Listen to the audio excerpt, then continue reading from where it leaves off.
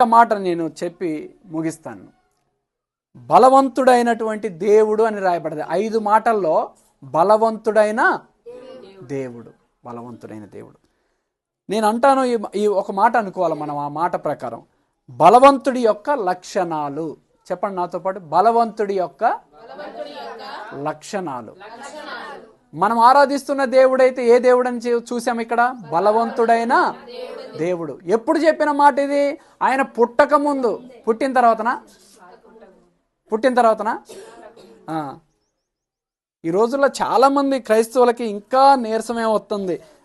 ఏంటంటే యేసు క్రీస్తు జన్మించాడని తెలిసినప్పటికీ కూడా ఆయన ఎవరి కోసం జన్మించాడయ్యా అని అంటే పాపుల కొరకు జన్మించాడు. ఎవరి కోసం జన్మించాడు? ఎలాగా? ఆయన బలవంతుడిగా జన్మించాడు.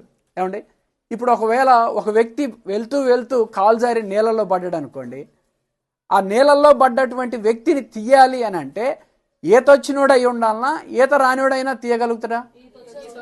ఈత వచ్చినోడే అయి ఉండాలా. ఈత రానివాడు పోతే వాళ్ళు ఇద్దరు కలిసి అలా మునిగి చచ్చిపోతారు.